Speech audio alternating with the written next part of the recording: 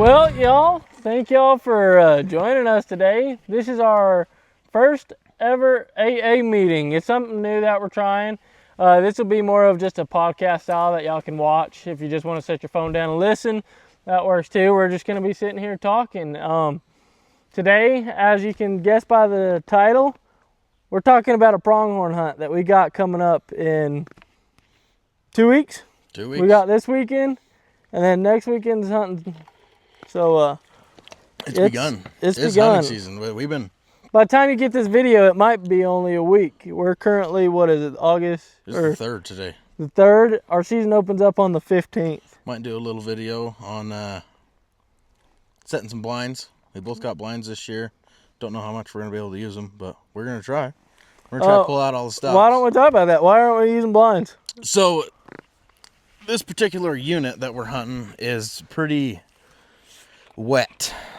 It has basically 3 rivers draining down the mountain drainages and then one big one right down the middle.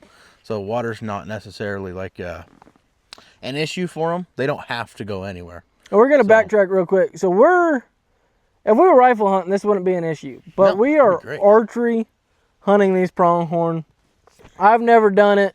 I've never done it either. He's never done it. I've experienced it like when I was 10, but I haven't actually pursued them with my bow. So it's kind of both of us first timers. We are no by any means professionals. This is our first year. We're just gonna take y'all along for the journey, kind of share what we have learned so far from different experiences. Share all of our mess ups, show everything along the way. Yeah. We're gonna try to do as little editing as we can this year. Yeah. We're just gonna roll with all the punches. If we get tired and we sit down for a day, with what we'll video, and if we hike 10 miles and don't see anything, that's what we'll show. I find it annoying. Like, sometimes it makes me mad. All these hunting channels go out, and it's always success that you see. Right. It's never the downfalls that you see. It's never the messed up stocks and the hours that they spend out there not seeing a dang thing. Right. Which I've been on a lot more of those hunts than I have been on successful hunts. Oh, for sure. That's why it's called hunting, not killing. So yeah. Yeah. No, I'm excited to give it a shot.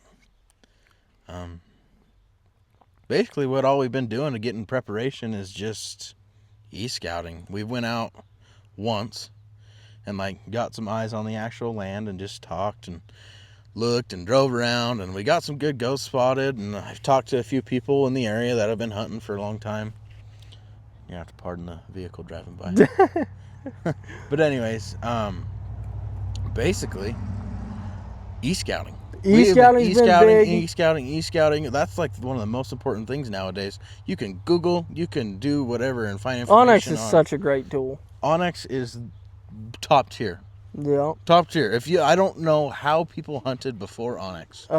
Paper maps. Yeah. That's what paper maps and word to mouth. It's taking out a lot of work. Because now we can just get on our phones and look and be like, let's go hunt here. Back then you would have to go put boots on the ground. Oh yeah. That's all it was. For sure. And I've got I've been able to talk to a biologist that runs populations in that area. And he kind of pointed me towards some directions of some areas where they've had higher concentrations within our unit. So we're going to definitely be looking at those spots. Mm-hmm. It's just been hard for us to get boots on the ground. This unit. A little bit further out. Yeah. Especially the very north end of this unit is literally 3.5 hours. Yeah, it's 3.5 hours. And me and him both work full-time jobs. Time is not something we have a lot of availability in. Right. I actually quit my second job, so that way I can hit it hard this year. We can do videos, these AA meetings. I would be at work right now if it weren't for quitting it. Yeah, I'm ready to put some time in and give this a fair shot. We've been trying for a couple years now, but I don't think we've given it a fair shot. Yeah. So it's. I just got my residency up here, and so this will be my first year hitting big game hard. Yep. And we'll talk about some later hunts and some future AA meetings. But we've got a busy lineup this year. Mm-hmm. I'm looking forward to it. But anyways, back to the antelope. Bunch of e-scouting. Onyx is king. Water and word to mouth has been a big thing. Like actually just like looking at the water, finding bigger pools of water, something that's going to stack up. Like there's some people who live up higher on the hill who rely on some of that water. So up on the public, they've dammed up a couple areas so that way they have several ponds to use for their cattle or whatever they're doing. And they let it drain and run in the spring. Like they just let it keep flowing and run its course. Sorry, another vehicle. And run its course so that way it doesn't interfere with nature too much. But then as it starts slowing down, they fill up the second pond. They fill up their third pond. And lucky enough for us, those ponds are on public ground. Yeah. So those will be concentrated water sources that will be a factor in the end of the season. Absolutely. Because the phase that we're hunting them is kind of that pre-rut phase. Mm-hmm. The bucks, there might be a couple that are get together. They're going to start becoming a little bit more territorial. Yeah. I think with water as well, though, that we can kind of choke down a few water points, like you were saying. You found Correct. that the big dammed up areas along the creeks, if it's thick cover around it, those pronghorn are not going to want to be in the thick willows or whatever brush is covering up the creek. They're going to be. You can't take away their advantage. I mean, their main survival instinct is their eyesight. Yeah. Unbelievable. Yeah, so they won't get in any thick areas. They won't be doing nothing crazy. I mean, on our one scouting trip, just keying in on their eyesight, we went out and we were driving around, and they were getting nervous at our truck at 1,000 yards. 1,000+ yards. Yeah. Like, I was, like, Didn't see him. We stopped and we were looking around, and I was like, oh, there's some. I'm like, oh, I think that's some. And I zoomed in, and they already had us pegged. Yeah. Like, they were 1,500 yards away. So, I don't know how that's going to work. Yeah, it'll definitely be interesting. But so I've heard, if you see pronghorn, like all the word of mouth that I've heard, keep driving. Don't slow down. Don't hit your brakes. Get out of sight, and then make your move. Try and get a reference point of where they are, but get out of sight. Do not slow down. Don't stop. Be able to spot them from a mile away. And if y'all have ever pronghorn hunted before, put it down in the comments. Let us know what tips and tricks. Yeah, we're really just sharing our experience of doing this for the first time. Yeah, so it's going to be exciting. With that, hand in hand, we've both been shooting our bows a lot. This is probably the most prepared I've been going into a season with like having arrows. I'm going to strip them and refletch them like tomorrow or the next day. But I'm a tinker. I like to tinker with stuff. But anyways, the most prepared I think I've ever been going into a season. I got a sight tape that's pretty close to on. I can shoot it like in practice 100 yards pretty effectively. Not saying that I'm going to, but it's possible. It's a possibility if everything works out right. So that being said, our main form of hunting is probably going to be spot and stock. That's what I plan on, or just using the water sources as traveling points. Yeah, like not sitting on water, but kind of that more still hunt where you're sitting on a certain spot, maybe glassing for game, and it's kind of giving you you might be a starting yards point. Off the water, to see what's going on. But, 100%. And then along studying for this hunt, I've been looking at different forums and listening to podcasts about it and stuff, and those have been super helpful. Understanding a little bit of the biology of the pronghorn and how they work and different hunters' experiences. I'm excited. So, for me at least, we're going to start talking about the gear, because this isn't backcountry hunting necessarily. This isn't you're loading up a pack. Everything I've heard for spot and stock pronghorn, you want to be light and able to move. So you got to be able to be as low as the grass. Yeah. I mean, sometimes they're out in those prairies where you can't. There's no cover. You literally can't even roll to them. Yeah. So I don't know. It's going to be super interesting. So I think for me, my pronghorn hunting setup's going to be running my bino harness. I'm going to run some wind indicator just to make sure that I'm not coming at them. Right. So wind indicator, my binos, and maybe a bottle of water plus my bow and release. Hardly, because I think a lot of it, it will be some sitting and waiting. So however we can carry a little bit of water on us. Maybe a light little day pack. Yeah. Have some knives and stuff like that. Yeah, for just in case stuff gets wild. But no, for sure. Anything else you like? I'm going to go as light as I can. I'm going to have several arrows, but I think I'm going to take 2 or 3 in my quiver. So I know, but for them, what what broadheads you running? What did you decide on? I'm gonna be running Severs this year, and I kind of chose the Severs just because if I do have to shoot those longer distances, I'm not guessing. Like, I'm not using like a single bevel, or I'm not saying don't practice with your actual broadheads you're going to use, but their system that they have in place where you can put a set screw in and shoot the exact same broadhead that you're going to be shooting at an animal gives you unreal confidence going into the season. Absolutely. It's not like, oh, I'm just screwing on some 3 blades. Shooting with your field points, and then you're going to screw on a different broadhead. Right, and then go try to shoot a goat at 80 yards. That you've never shot before. You might hit 3 foot left. Like, who knows? But just being able to screw on the actual broadhead that I'm going to be shooting at an animal and being able to practice it with it all the way out to 100 yards, it's a pretty good confidence boost. Yeah, absolutely. Like, just seeing how they act in wind. I can shoot out here every day. Like, see how the wind affects them, see if the drag is affecting them too much, but they hit right on. They hit right dead on. No, and I also plan on running the Severs this year as well. Sorry about that. I think the Severs are going to be an excellent choice, especially for this style of hunting. Mm-hmm. I mean, pronghorns aren't the strongest animal. You don't need the most cut in diameter. They're going to bleed. So I think running those Severs gives you everything you need in order to harvest pronghorn. They're going to fly right. Right. And we're being out in those open spaces, mm-hmm. I mean. We're not going to have interference with a bunch of tall grass or anything, like, and worry about them pre-deploying before they get there. It's like, I'm not stalking mule deer, you know, and or elk. I need to shoot through a brush to get to the elk because we're in the thick country. Like, it's just going to be wide open, and that's the main reason I'm doing it. The biggest thing is just being able to shoot the broadheads and not wear them out every single time. Absolutely.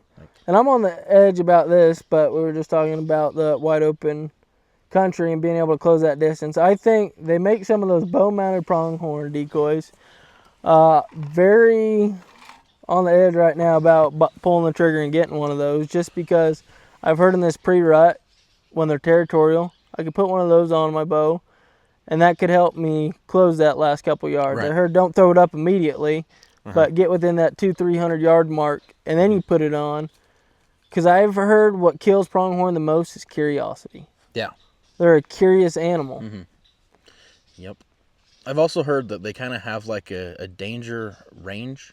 Mm-hmm. As in, like, if something pops in or randomly pops up at 80 yards away from them, they're kind of like, but what is that? Yeah. Like, I would have seen you 800 yards ago. Like, there's no way that you just got here. Like, you're not a danger to me. I've heard that as well. Well, all the predators that are out there, they're going to stalk all the way in. So if you just pop up and you're walking confidently with that decoy, they're not going to suspect you're a predator. Like, that danger range. Also, the downside of that, if you're acting like an antelope, like you want them to see you, if you just randomly pop up at 80 yards, and you're like, whoa, how did you get there? Like, I knew you were there. I was supposed to know you were there. So I've heard vice versa. It'll be a little bit of trial and error for us, I think. Absolutely. And we need to try from 1,000 yards away and then try to spot and stalk or catch them off guard. Absolutely. Or as they're coming up and over a hill, you know, that could I think just using the terrain, because that's the thing. There is a lot of dips in there. That, I mean, when we were out scouting, we wouldn't see pronghorn until we were up over the next ridge. So if you could spot some and then get down in one of those bowls and then pop up 200 yards away, I don't think it would necessarily be like, whoa, how'd you get there? Because I think they would be somewhat used to that. But I think the difference between that and their fleeing off a predatory state is we're not sitting there stalking. Like, they're not like... Right. It's almost too obvious that we're not a predator. They're like, okay. I think you got to be kind of dumb to think that these animals don't know what's going on. Yeah, 100%. Like, they've had decades on decades on decades of being hunted, and Grandpa's Wade sometimes don't work no more. Like, that's why they come out with all this stuff, and why these bows are so efficient. And the best bet is to catch them off guard. Absolutely. Like, okay, we've spotted them from however far away. There's this finger. I don't want to see these antelope until I'm 100 yards away from them. And then come around the hill, walking confidently with that decoy. That could be an option. Or simply just catch them off guard on the way to water. I think that's going to be a big thing. I think a lot of the podcasts I've been listening to have said shadowing the herd. Like, don't be moving in. Like, get to where you can follow them at a safe distance. But then waiting for that opportune moment. Don't rush things. I've heard that that's where a lot of people blow it, is they rush it. I've heard some of these stalks they're not. They're gonna 10-minute stalks. They're hours. Sometimes they run away for no reason. Yeah. Like they're pronghorn. They just run. So. But I think staying patient in the stalk is what. It's going to be hard. It's going to be hot out there, and if we're doing a midday stalk, I think sitting there belly crawling through that is going to be hard. And taking 3 hours to cover a couple 100 yards, that takes a little bit of mental toll on you, and part of you wants to just get up and run that. Right, you could sit behind the same sagebrush all day and have the same amount of opportunity as if you're tracking a herd all day and you keep bumping them and bumping them and bumping them because they just might run by that sagebrush as well. I think there's a little bit of luck involved because they just do weird things. They don't have to be anywhere. So why did we decide to do archery? One, it's over the counter here, guaranteed to get a tag here in Idaho. So it's not over the counter. You have to put in for it, but it's an unlimited tag. And we just hadn't done it before. It seemed interesting. Yeah, it seemed interesting. I think the archery challenge aspect kind of piqued my interest. I've heard a lot of archery hunters saying that if you can do that, that is like the pinnacle of archery hunting in the West, is being able to spot and stalk pronghorn. I do think it'll be the most difficult hunt I've done. Absolutely. That or these turkeys. Them turkeys around here. Them turkey. If you notice this year, we didn't put out a turkey video. Maybe a short. You got one opening day, right? I got one opening day. Wasn't a very good cameraman, but I had a second tag and I hunted the rest of the season, and they ran me around. I went through all my camera footage that I had before you got here, and I had so many videos of turkeys and things, and me just sitting there and setups and little things that we were gonna do, but it just could never close the deal. Yeah, it was wild. But absolutely. So speaking on all of these spot and stock things, that can be tough on your bow. What are you gonna do to protect your equipment while you're dragging it through the brush? Oh, sorry about that, y'all. We had some technical difficulties. Camera stopped working for some reason. Just stopped recording, so we only lost like 5 minutes. I think we ended on, you were talking about what to do for durability. Yeah, we started talking about bows and what we're going to do to keep them safe as we're making these long crawls and stalks. For me, I'm just going to try and be safe and know there's a lot of moving parts on a bow. Just knowing where all those parts are and knowing every individual spot where I'm putting that bow and where that bow's making contact. I've got a slider sight, so I don't want to be knocking it around. I don't want to be messing up my cams, those strings. I don't want to catch something that's going to hurt my strings. And so, what's your plans on that? I mean, well, how are you going to make sure your stuff is good while you're out there? I mean, you go on 3 stalks and none of them are successful. That day you come back. How are we going to take targets? Are we going to shoot? I plan on, me and you both have targets that we can throw in the bed of the truck. I plan on doing because... Just even checking left, down, upright. Yeah. Maintenance checks every day in the field, I think, is going to be super important. Always have my wrenches on me. Yeah, always have your wrenches on you. So it's like, because sometimes stuff just kind of comes loose and it don't even move. It just needs to be snugged back down. Yep. But being able to have everything that you need to take care of things coming loose, like maintenance checks, tighten and loosen everything every morning. Absolutely. Give it a little break, tighten it down. A little break, tighten it down. It just kind of, everything is in line. And after you do that, shoot 2 or 3 arrows, 20 yards. That's all that it has to be. Check your zero. Just make sure it's still on. It's literally just checking your zero. So when that opportune moment comes in, that you have everything in your favor, that you don't spend all that time on a 3-hour stalk or however many days you've been out there doing it, come to those final seconds and have something go wrong because you forgot to check and see if this was... Yeah, and it's never a guarantee. Stuff can always still happen. Oh, absolutely. But minimizing... Yeah. If it's predictable, it's preventable. Correct. But for me, I think I'm just going to run a sling. I'm not going to have it all done up and buttoned up or anything. I'm just going to have it on there specifically because of the sagebrush. Grass isn't going to hurt anything. Half-inch thick piece of sagebrush is going to mess up a lot of stuff. Like say it gets in between your string stop and your cable. You're going to go to hit full draw and you're going to feel it go thunk, thunk, thunk, thunk because your bottom's hitting a half inch ahead of your top and you're not even going to know what to do. Yep. So using a sling like that, definitely not a bad idea. Would you say you would get within 200 yards and take it off, or when? Like, I feel like just taking it off. When it's go time. I think when it's go time, because you can have an arrow knocked.